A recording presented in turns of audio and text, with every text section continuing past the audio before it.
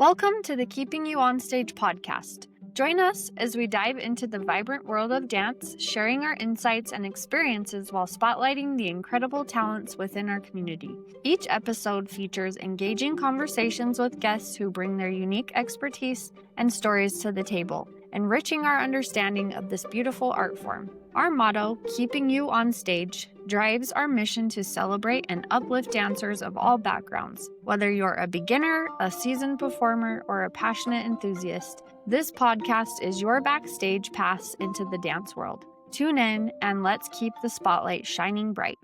Andrea is a mama to 5, ranging from 19 down to 7, with a fun 12-year gap.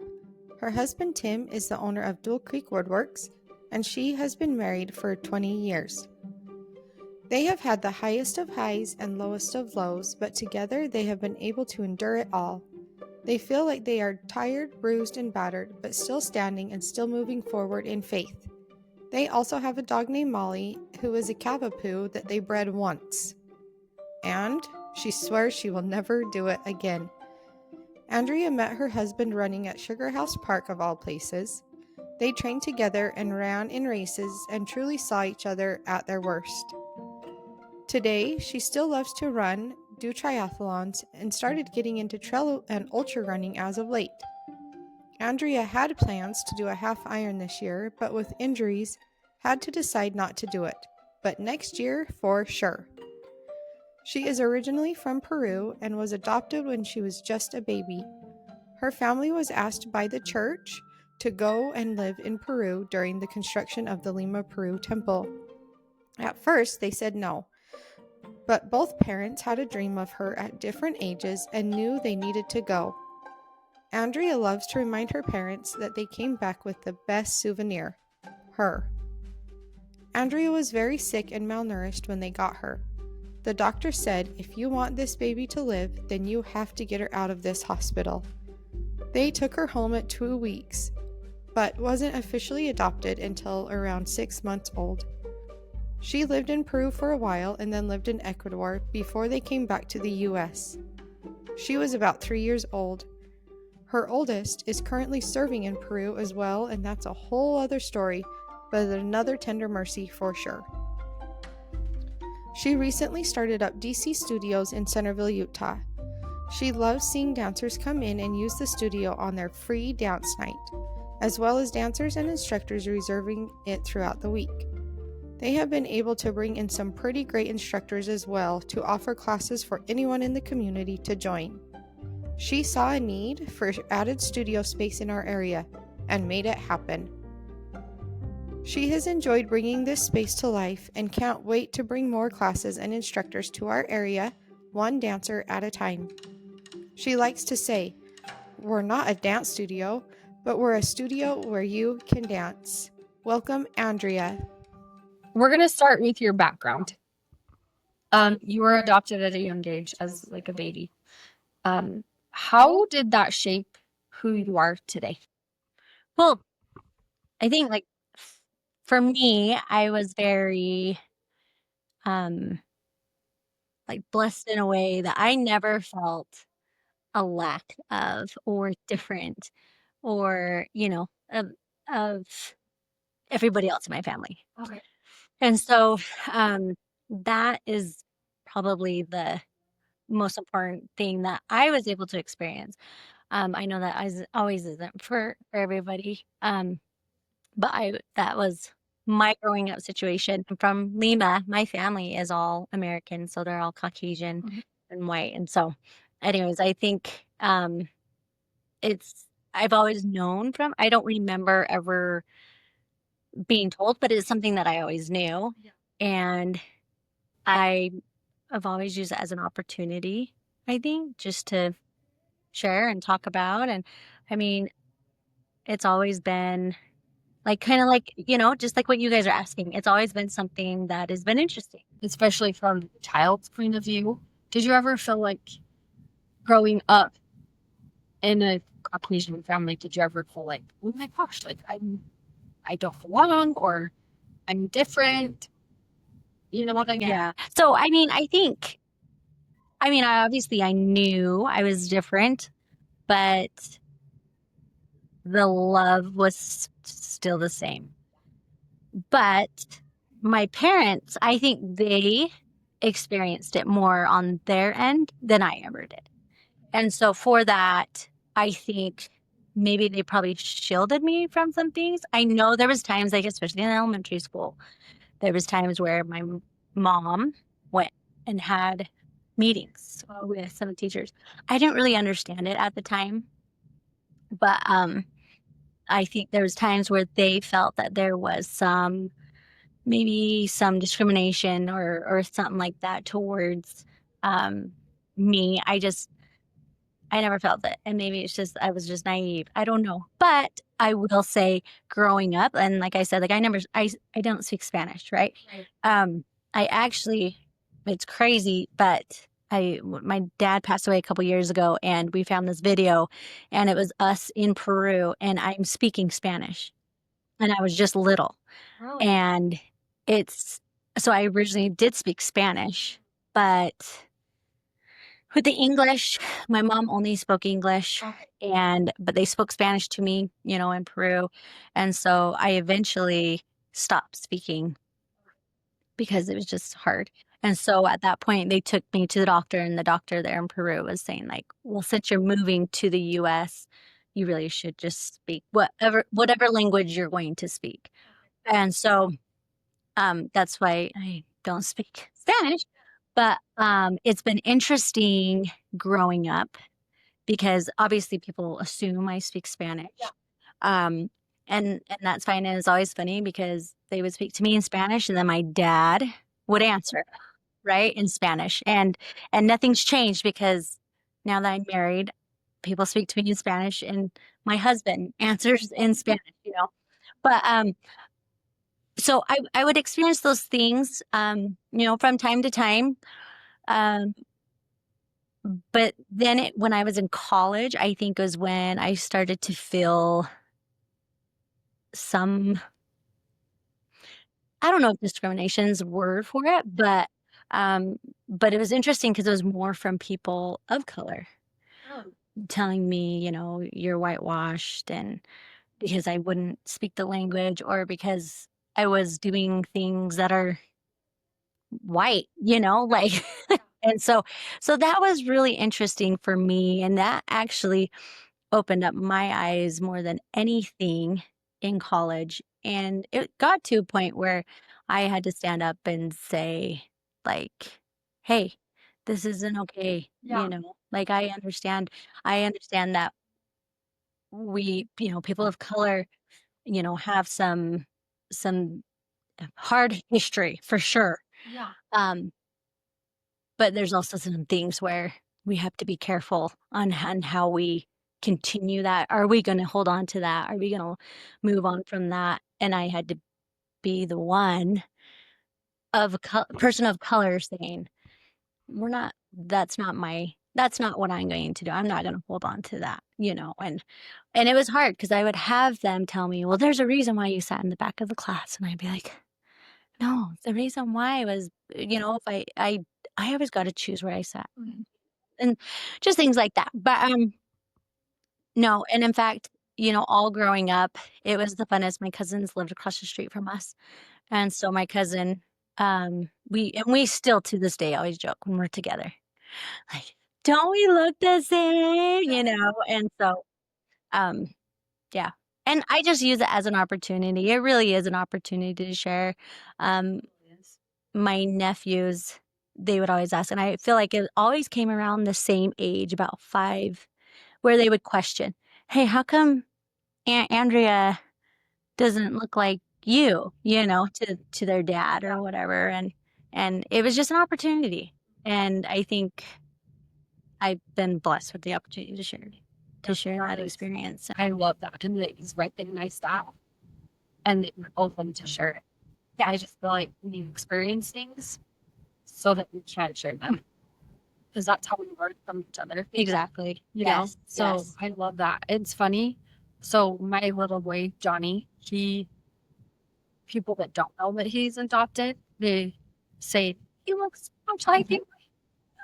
It makes me laugh because I don't think he does. But I think they really just kind of like molded to look like Mm-hmm. him, but and it maybe not as their looks, but their mannerisms.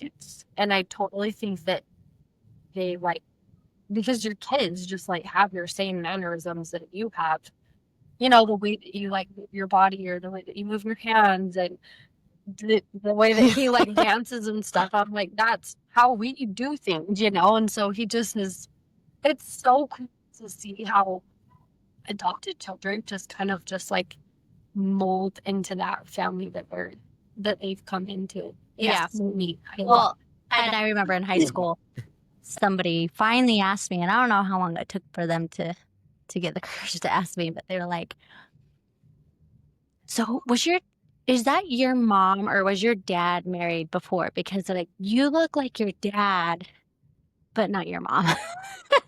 And I just laughed, it was just funny because I'm like, no, but yeah, I do agree. I think that happens a lot. And my brother and his wife, they adopted a little boy.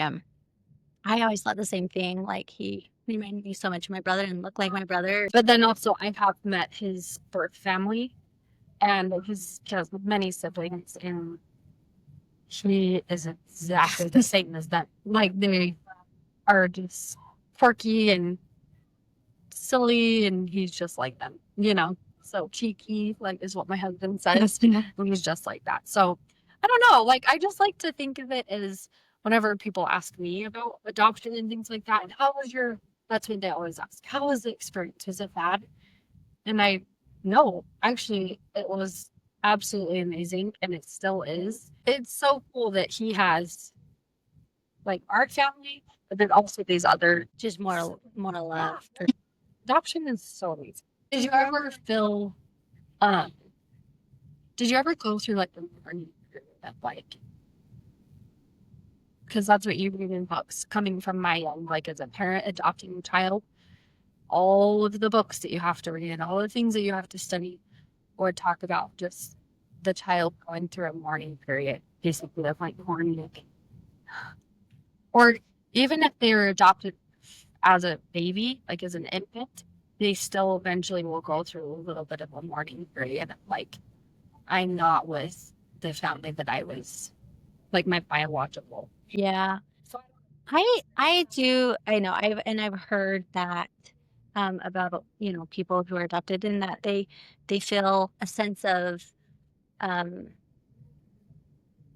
like like they're not full, right? And I never felt that. And even when I only had 3 goals when I did like started thinking about my birth mom and like wondering where she was at, probably my early teens. Um, and then I was about 24 when I started to kind of get back into looking for her. Um, but it was always with 3 things in mind. And I just had 3 things that I always wanted to do. And those 3 things were, 1, I needed to find out medical history. We never got that. And that was my mom's one of her biggest regrets is like, they were all speaking Spanish. And I wanted the medical history and I never got it. So that was always 1. 2 was to just, let her know my testimony of, my Savior Jesus Christ and how grateful I am for the gospel in my life. And then 3 was just to let her know my gratitude to her and for her willingness to, do such a sacrifice. And not only that, the other thing, and she never wanted me to know. Well, so I need to back up for a second.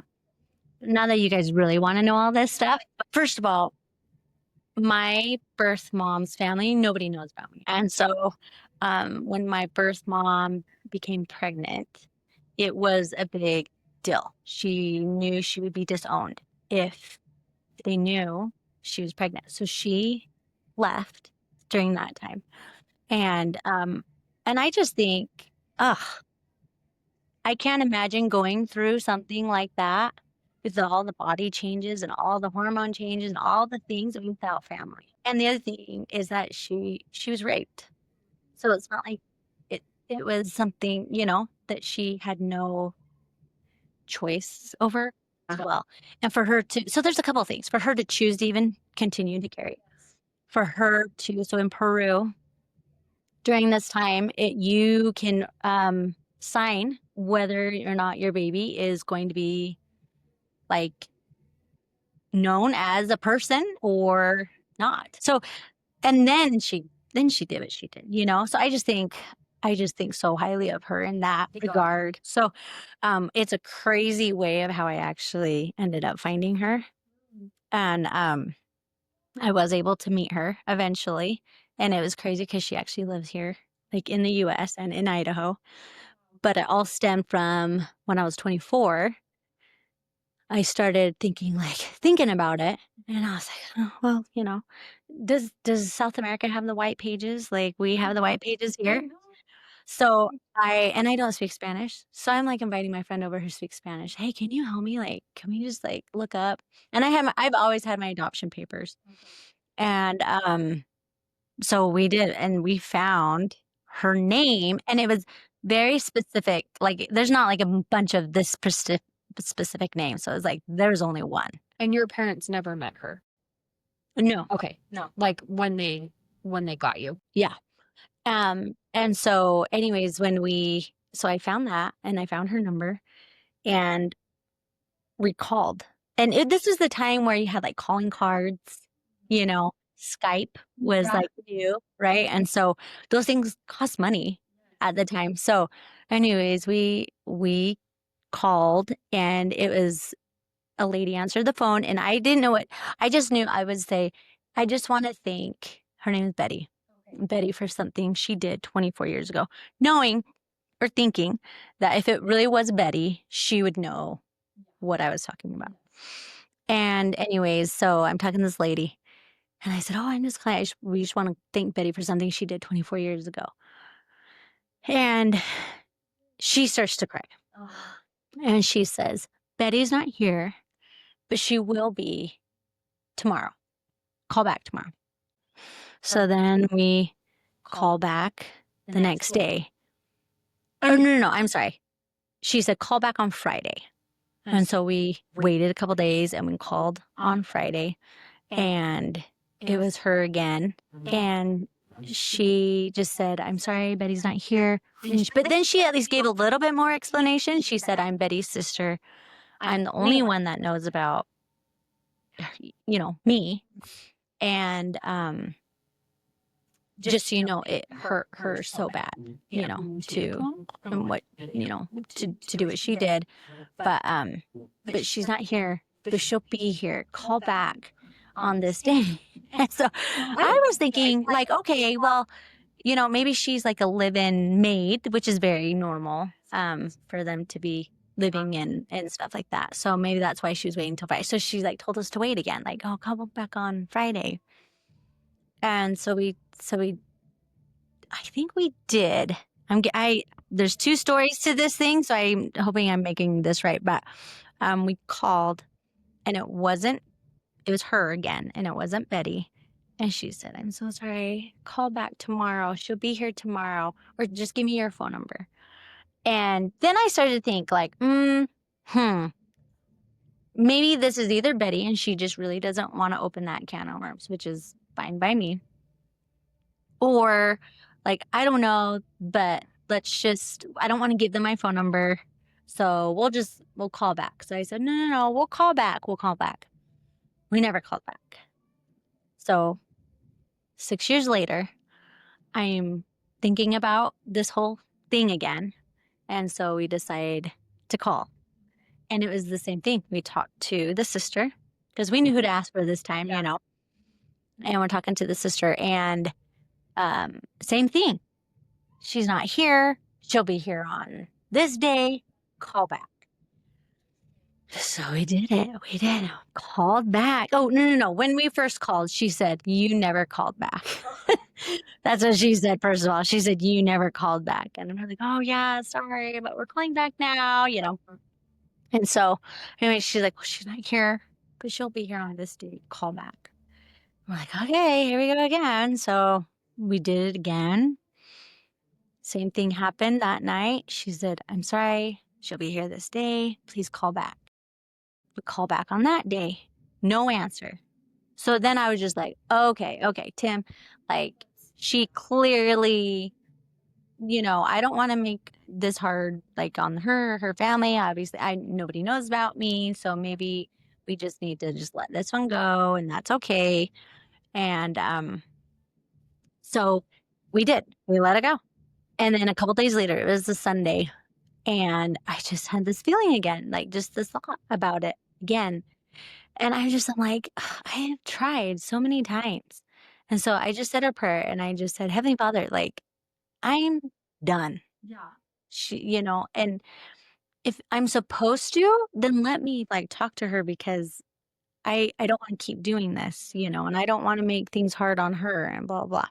Anyways, so I got up, we called one more time, and then that time it was Betty, and she just broke down in tears, and she just kept saying, it's a miracle. It's a miracle. Like, um, she's saying, thank God. And she was just, all these things. And we're like, oh, she's like, no, you don't understand. And we're like, well, what do you mean? She's like, I don't live here. I live in the US, and I haven't been here since 6 years ago when you called the last time.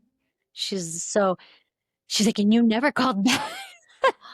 And I was like, oh no. So I guess when 6 years ago, so when I was 24, she was coming out there to visit. And that was the time when I called first. And then just barely, she'd come out to visit her family there in Peru again. And then that time we were actually able to talk to her. And anyways, and it was great to talk to her. And I was able to do those 3 things. And for me, that's where I think I felt the completion of it, that's where I finally felt complete. Where I didn't miss, like, that there was a part of me that was, missing, but I did feel very much like, Yeah. mission accomplished. But yeah, so that was how I was able to finally get a hold of her. I love that though. Like, I mean, there's 3 things. I love, obviously, that you were asking about the medical industry, which is so important to know. But then the other 2 are selfless, you know what I mean? Like, on your side, like, you wanted to share with her what you know what I mean? Like, what is so important to you. One of the other things is, like, I mean, I attribute so much of my adoption to the church, because she knew when she did put me up for adoption, she knew she wanted me to go to a family that was of our faith, because she had come into contact with missionaries at some point in her life. And then also to thank her, you know what I mean? 'Cause it kind of sounds like from this conversation you had with her sister, that she, that your birth mom's always, felt so bad about what she did. But I think coming from you, probably hearing it from you, that you were grateful that she did what she did. Like, Well, I just know that if I was ever in that situation, that's what I would want. yeah. And so that's like so selfless of you. And I bet you it brought so much closure for her. Yeah. To hear it from you. So I always think about like Johnny's birth mom as well. And I'm just so grateful for the decision that she made. You know what I mean? And I did meet her before she had him, and she just was saying, I could raise him. I could do it because she had other children she was raising. But she's like, I just know that that will just send me into a bad situation. You know what I mean? And so for me, I feel like that is just probably that is full of selfless. I think a lot of times we look at it as like, oh, they're for two adopted children here. Why would they do that? But I really think most mothers are being completely selfless doing. Like, it's amazing. Well, I just can't imagine my life now, you know? And then with Bridger, or my oldest, that was just always like my wish was for him to go to Peru.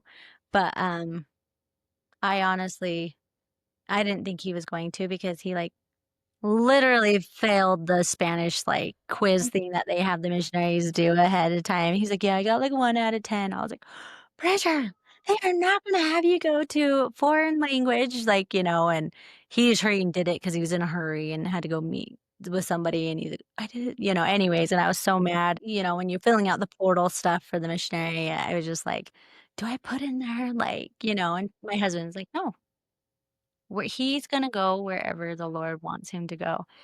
I was like, you're right, you're right. So should I start praying? And it was me.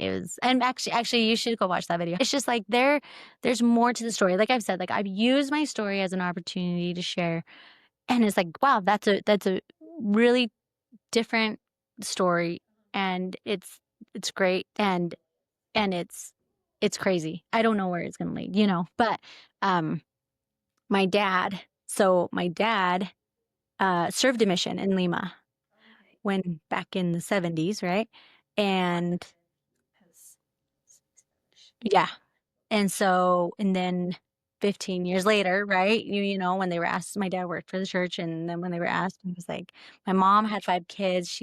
My grandma was living with them. She wasn't doing well, so my mom was like, no, we need to use those opportunities.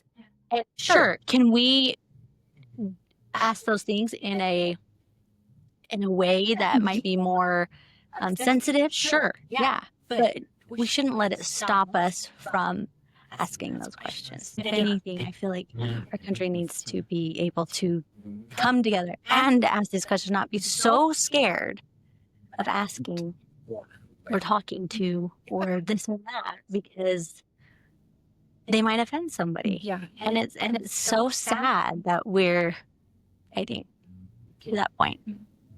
It is. So that I love hearing your birth story and your adoption story and the way that you handle it, and where you could so easily be offended by what people ask you and say. So let's just be more loving and kind. You know what I mean?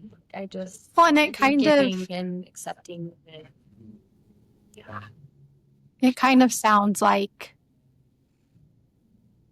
you're taking the perspective of it that if someone's asking about your real mom, they're genuinely asking because they care about you. Yeah. And so really, you're letting that, like their love and their care for you, overshadow the things that they innocently ask, right? And so we can all learn from that in every aspect of our lives. Of if someone is asking or saying things, it's maybe not always, but for the most part, because they care and love you. And they're trying to understand exactly. And so just giving them that grace of like, hey, this is what it is. Yeah. And Yeah. I think because you have such a darling personality that you make, I don't know, you just have a way to soften it and make everyone feel loved. Seeing both sides of the story is kind of a gift, and it sounds like you have that, like you're and all that you're doing, especially with your adoption story. You're seeing everyone, you're trying to put in everybody's shoes and trying to look at the situation from their point of view, and that's where I feel like the grace. Yeah, like the grace for you comes so easily because you can see. I feel like just with the short time that we spent together, I feel like that's what you do. You're putting yourself in their shoes and trying to feel the way that they are feeling and trying to make things just wonderful, So, I know for a lot of people, like my sister-in-law and people that I know, running is more than just exercise. It's it's mental, it's spiritual, it's therapeutic. What is it like for you? It's like all the above. Yeah. For sure. Um, you know, so kind of going back a little bit of a background. So growing up, I started running when I was like 13, and it became kind of like what competitive sports is today, but back in the day. So um, I was training with a running group. I was training with my dad. Sometimes I would train again with my dad. So I was training a ton and I was racing a ton. And I was going all over the country and racing. And it got to the point though where it was a lot. And it was not healthy anymore. You know, the mental side of it was, you know, winning wasn't enough anymore. And so when I got married, I had a hard time letting go of that side of running. So it actually took me a couple years to actually get back into running, with it just being for fun. And I mean, Tim's the same way too, but he had a totally different, opposite way of like running. Like when he raced, like we both ran in high school and stuff like that, but his experience was totally different. But anyway, so it took a minute for it to be a healthy thing for me. But I will say, I've been able to definitely let that side go. But I call it a prayer walk or prayer runs. That's usually what those end up being for me. And yeah, they can be very spiritual. Like, I mean, that's where I've been able to have, um, at least for me, like the personal, I don't know, revelations. For me, just having to be able to really, Receive personal inspiration yeah, and clear your mind so that I can receive that like direction and things in my life that I need. So yeah, it's been that's good. awesome. It's been fun. That's like, I mean, my husband is a hunter and we farm and we are in the mountains and that we love being outside, you know, and that's where he goes to clear his mind, to receive direction and feel peace. You know what I mean? So I totally get that. Totally. We all have our places or things that we do to get that. On top of all of this, you are a dance mom, which is I'm yeah. What is that? So you are not a dancer yourself. I You're a runner. Yeah, I'm the furthest from a dancer. I mean, did you see my last reel and my thing? Yeah, there you go. Um, what has your experience been like being a mom of a dancer? There's a lot of good things that have come from dancing that I've seen in my daughter. It's, I think it teaches them responsibility. They have great work ethic. She's goal oriented. So for those things, like I really can owe that to dance because they're so good at just pushing them and, you get this right, you get that. But on the other side, I worry sometimes because what are they always going after? Perfection. And you can do as good, you can do this one better, that one better, but there's always something and that they could do better and that part I have a hard time with because, nobody's perfect. And I worry. I don't want my kids to think that. But so as long as it stays healthy, I'm all for it. And I do see the benefits and I'm glad to see her happy and doing what she loves. I just remind her as well as my other kids, you're more than your dance. You're more than your running. You're more than your basketball. If all that stuff is taken away, you are still an awesome person. You're still remember who you are, remember whose you are. Like, you have so much value in just you being you. Yes. And I don't want them to feel like they put all their value into what that is, And so, but yeah, no, and it's been interesting. It's been, yeah, I've learned, my eyes have been opened to this whole dance world, but It's crazy in Utah, it is especially. crazy. It's a lot. It's a lot. Yeah. But that's,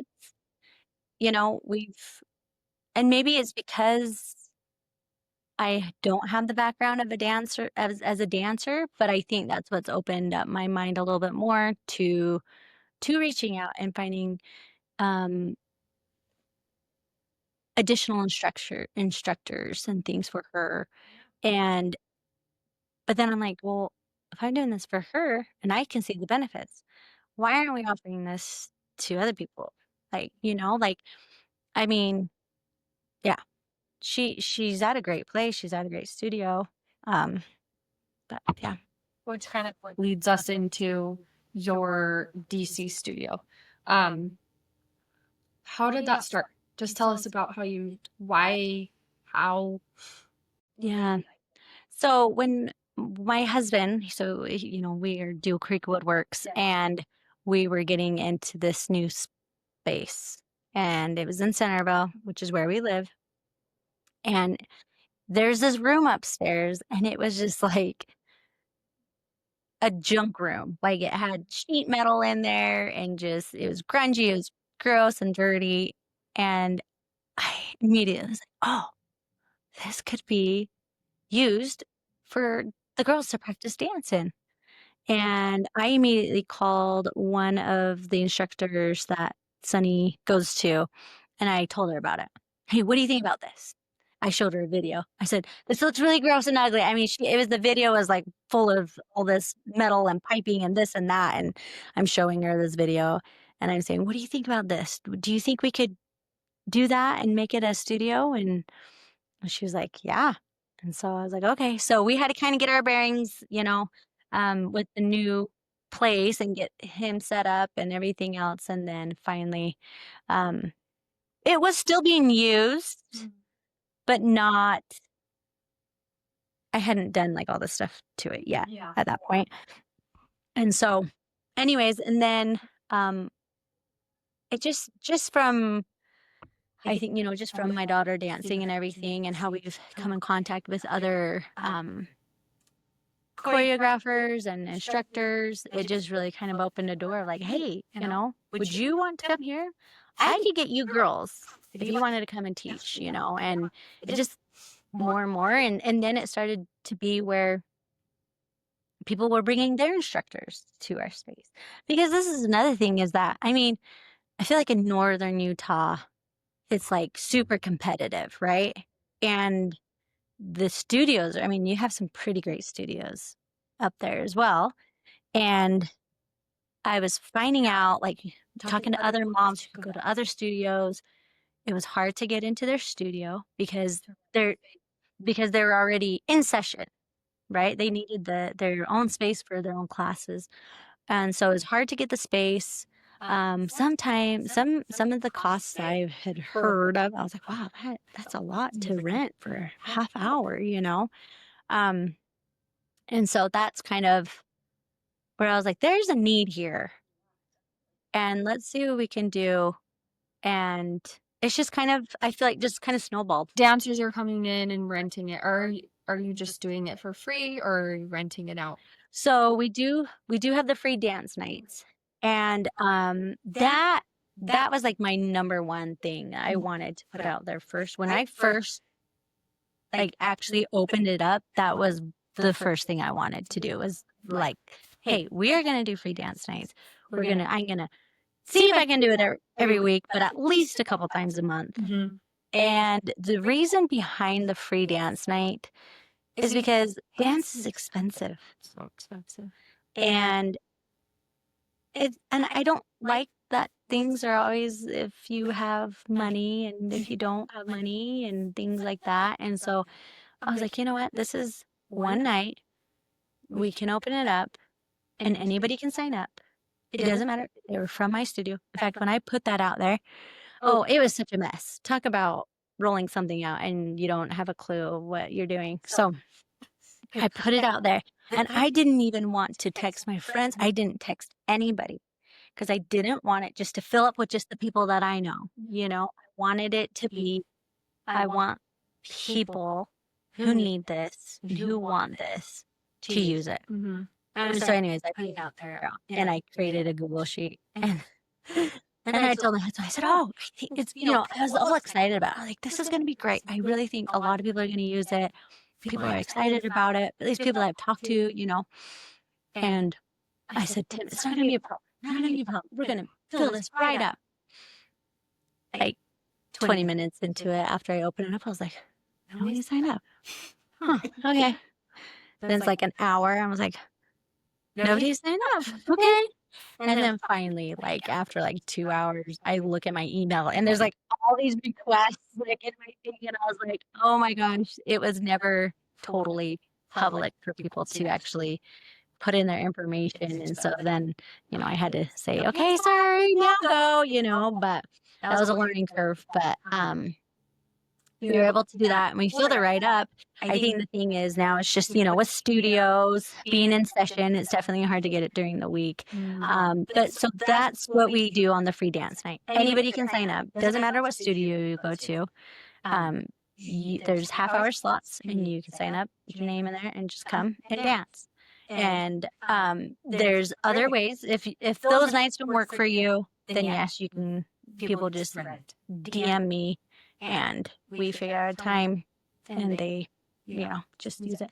But I am going to do one of those dance nights. They're always during the week, but I think I'm going to do a Saturday here and there because I know how hard it is for some of those studio goers because you got girls that go into drill and go to studio. I mean, my daughter is one of those girls, and I couldn't even sign her up if I wanted to on the nights that I have available because she's dancing. Right. Yeah. So, that was awesome. I don't know of anyone that is doing that. Well, and I hope, I want it. Such a great idea. It is a multi-use studio as well. So, and I actually would love to get dance photographers in there, because I'm like, I can get the backdrop. We can get that, and I think that would be so cool. Yeah.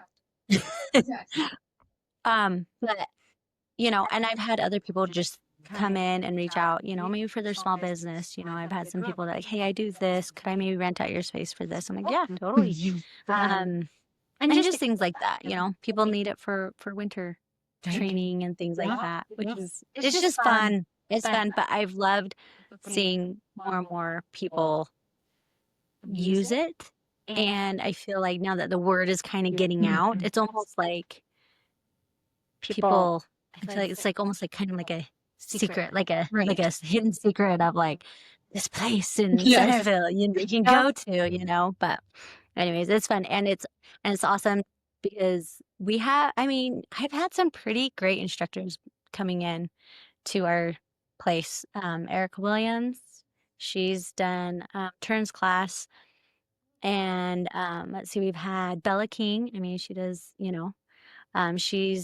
she's brought in her clients as well as just worked with some other privates, and I'm trying to get her on the schedule to do a class that we can have others sign up for. And just a couple other, like Allie, she does a hip hop class. And anyways, just some really great dancers that I'm just like, oh, they're here, how cool is this? And I just think it's great. I anytime, in my opinion, now again, I'm not a dancer, but in my opinion, I just think anytime you can get added instruction from somebody who doesn't always see you, who maybe just teaches differently, is just good. It helps the kids. Sometimes the kids can learn something different from this one, even though if the other teacher teaches the same thing, but maybe this one teaches it in a way that maybe works better for that child, for that dancer. So I am a proponent to different instructors and for sure. and that. So I think that is so neat. I love that. Um, I love that you're doing that, you and your husband and your family. my husband, he's really he doesn't really have much. I just tell him what I need. Hey, can you build this wall? Hey, can you do that? That's actually so nice because that's nice, Not everyone has, we both have husbands like that, but not everybody has a husband like that. And so, Yeah. No, he's been great, and and he's been willing. He's like, "Do I need to put up a wall over here so they can have their own separate and anyways, no. And it's he's just been very thoughtful. one space, right? Just one upper area. Yeah. Okay. Yeah. So, and we have a Bluetooth, like a big thing, so they can just hook up their phone and it plays their music. We have bars in there. So if they need to use the bars, and then we have mirrors. And I don't know what else we need. I keep telling the girls, you tell me what you need. And I always get feedback from the girls, and I always get feedback from the different instructors that come in. Right. And ask them. What has been the most surprising part of opening the DC studio? I think just kind of like how it's kind of snowballed, but then also just like the type of instructors, kind of like what I said, like the type of instructors that are coming in. I mean, we have Weber State dancers coming in. We have Erica, we have Bella, we have, I have been in contact with some others that I hope to get in the studio. That would be really awesome. So neat. Okay. Before we go, we're gonna do something. We started this with our last guest. We're gonna do this with you, but it's called our lightning round. We're gonna ask you some quick questions, and you need to answer it with the first thing that comes to your mind. Okay. You ready? All right. Go to hype song before a big run. Oh. I would say, okay, I love Christian rock. Okay. So I am to those, and if you ever see me dancing, I do dance when I run, by the way. Awesome. My neighbor actually saw, he's like, yeah, I saw you running and you were like listening to like something because I was like, was I dancing? He's like, yeah. But yeah, I would say Forrest Frank. That's great. I love it. What is your favorite style of dance to watch? I guess I keep asking my daughter, what's the difference between contemporary and is it lyrical? Yeah, I'm like, what's I think contemporary. Okay. Yeah, I'm gonna go with that. It's just so beautiful. Like it just is very expressive. Yeah. It's beautiful. Sorry. One word that your friend would use to describe you. For sure, crazy. Crazy. What is your most used emoji? Oh, it's sugar. But I would also say it's like the heart. Who is your biggest inspiration right now? Well, I mean, first and foremost, I would always say Betty. But that's like a constant, I feel like, right? But I would say right now, like my friend, she did the Bear 100. Do you know Debbie? Yes. And I'm like, incredible. Where was that? Because I didn't see them so much. It was from Logan to Bear Lake. It was 100-miler. It makes me want to do it next year. Maybe that's what my husband should do. Yeah. Well, Andrea, we've taken up way too much of your time, but you are so much fun and such a light. Thank you so much for sharing your story and your heart with us today. Well, thank you. Thanks for having me. This was fun. Thanks for listening to the Keeping You On Stage podcast. Join us every week for new stories and inspiration. Until next time, remember, we're here to keep you inspired, keep you motivated, and as always, keep you on stage. Happy dancing!